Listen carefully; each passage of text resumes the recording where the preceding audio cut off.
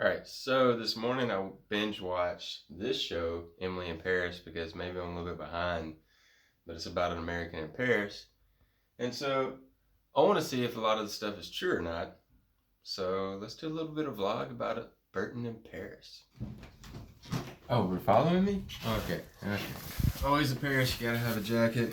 You gotta have a beanie. Oh, putain. Alright, got my mask. Got my bonnet. Got my casque, aka helmet in French. And it's time to go.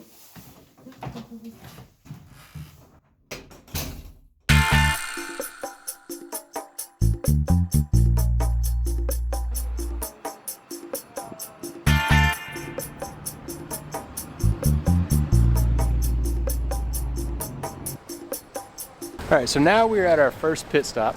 This is Café de Flore. This is actually in the show. I've actually eaten here. I've drank here as well. It is the place, or was the place to be actually back in the 30s and 40s. So it's very, very iconic, as you can tell. We have flowers everywhere. If we go in, they always have everything in wine glasses, aka champagne glasses for yourself. So you see that. They still have the little set there. The cool thing about Café Flore is that it's a name. It's in the Saint-Germain area, so it's kind of a little bit posh for yourself. I would not recommend coming here unless you want a photo just with that big bad boy, because whenever I came here it was $6 for a water. 6 euros for a water, excuse me, so that's $7.50 in the States. So I will link in the description below some more actually better bars, better places that you can go whenever confinement ends. So but besides that, this is Café de Flore. So very iconic. Hemingway came here a lot. Alright, let's go to the next place. Alright, so welcome to stop number 2. We are at Terra Nera. So in the show it's a different name. She actually lives in the show. This is kind of ironic. Right there, kind of cool. I don't know. And then also we have the Pantheon, which is right behind us. Right there. And the coolest fact, I think, of why they picked this place is because Universal Studios is right next door. No shit. Like, I wonder if I'm going to get on the camera. That'd be cool. So we got Universal Studios, Music France.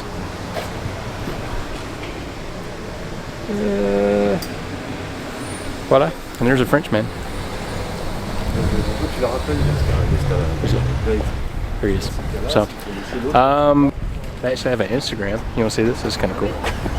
Instagram, Terra Nera. It is a different name in the story. In the show is that she orders a bloody steak. And here in France, you got to make sure that you get your steak rare, mid-rare, or au point, which means medium. So don't ever go well done. Not good for yourself, not good for the meat either. The meat's a lot better here in France as well. So, but now we get to go to spot number 3. Louis. Alright, so now welcome to Montmartre. This is more the artistic capital, I would say, in Paris. We have Sacré-Cœur, which is going to be right over there. You got somebody chopping wood that is right behind me, and he hasn't stopped for 20 minutes, so I do apologize for the sound. But this is where the most beautiful street in Paris is, and being honest, this is where I would live. And the reason being is that you have beautiful houses. Let's take you a step back there. You have beautiful houses like that. I'd actually have the second one say the deuxième. So the second, that's French for second. But it's just beautiful. I mean, it's absolutely beautiful. You don't have a lot of crowds on this side of it. There is one restaurant that we have. It's called La Maison Rose. So we got here. It's right on the corner. And at nighttime, whenever there is no curfew anymore, you have lines coming out the door for this restaurant because it's a farm to table. So pretty cool. And last but not least, I'm not gonna walk down there because I think there's some cops. But right down there, you actually have a vineyard in Paris. So pretty cool. You actually have an actual vineyard in Paris. And so you can actually buy the wine. I will list some places down below in the description for yourself. But Montmartre is one of the coolest places you need to visit. There's a guy right there. Whenever curfew gets back into it, because of the artistic aspect, Little few pickpockets here and there, but it's just a beautiful place to walk around, grab a beer, or if you're in the wintertime, so grab a Vaughn show. But at this time, we have now finished a little bit of our tour, and I am hungry, and there's also this little bit of a scene in the show where you eat some creme brulees. So I don't know the last time you had a creme brulee, but we're gonna do a taste test. So I hope you're excited for a taste test, because I've been biking around Paris and I'm actually very, very tired and I'm very hungry. I don't think sugar is going to be the best thing for me, but it's taste test time, so let's go. Alright, so welcome back. Just got back from the store and I bought 3 different brûlées for us to taste.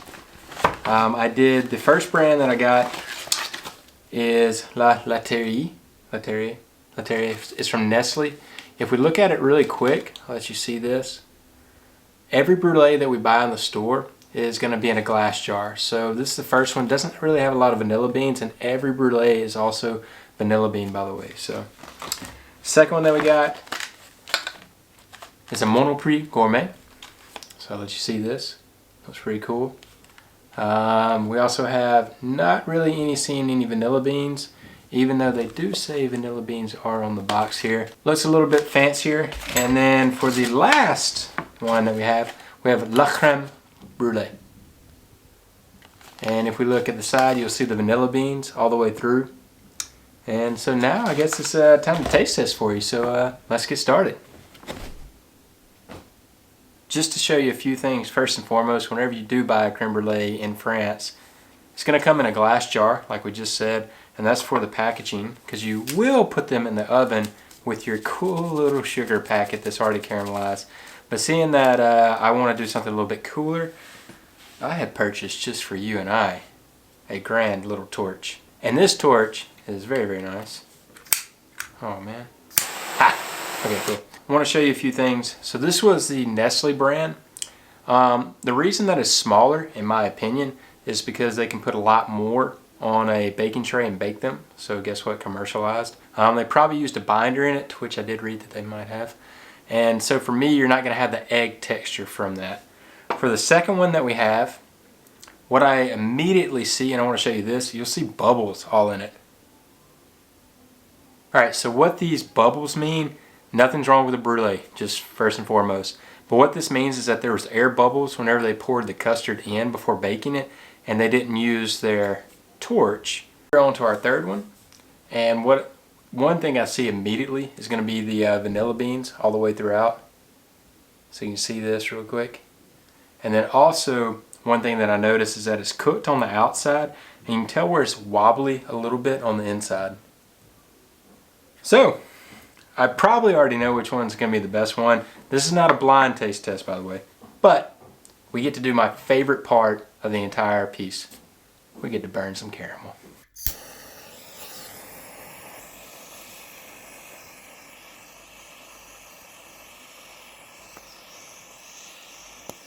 Oh, got me in my face. Ow.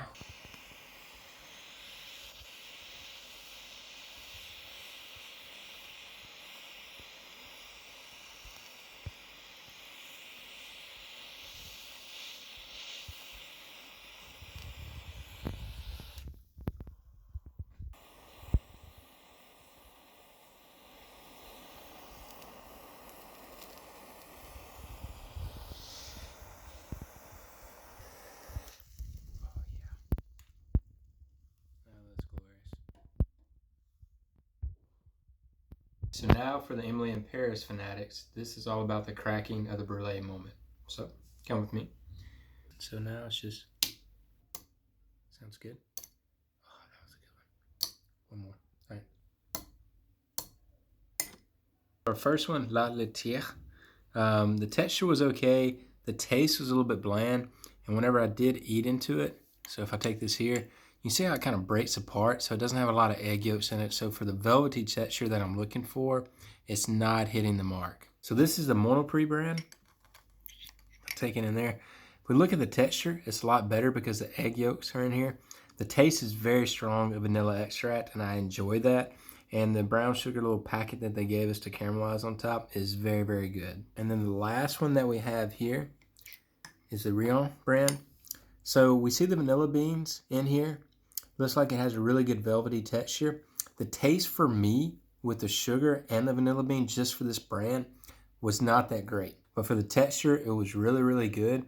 But if I had to, this would be my #1 choice, which is going to be your Montmartre brand, because it has a better flavor and it's about for the same price. And so for me, if you can't go to a store, if you can't buy it from a restaurant, what do? You make it at home. So let's go with me to go make one now.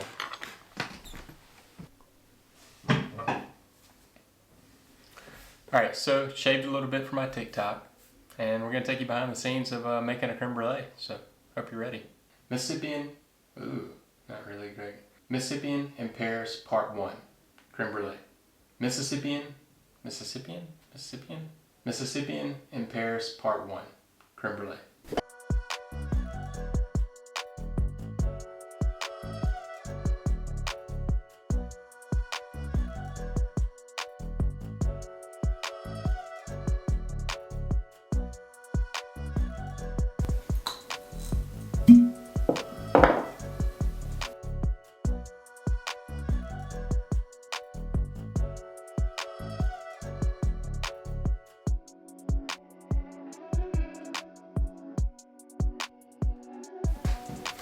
See how this works?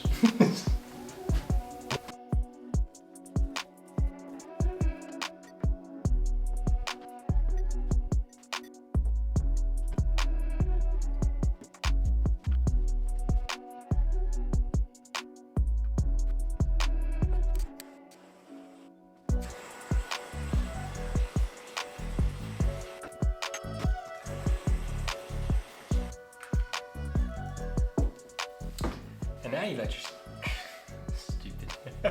And now you let your creme brulee chill for like a little bit so it can set up.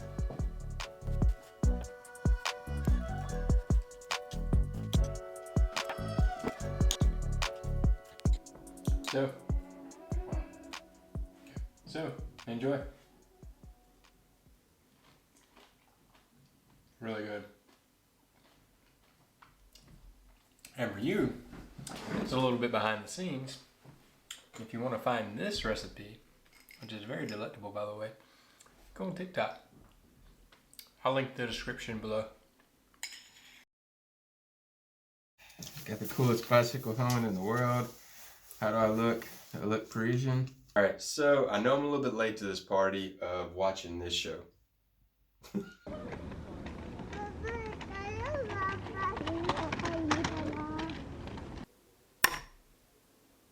Not bad.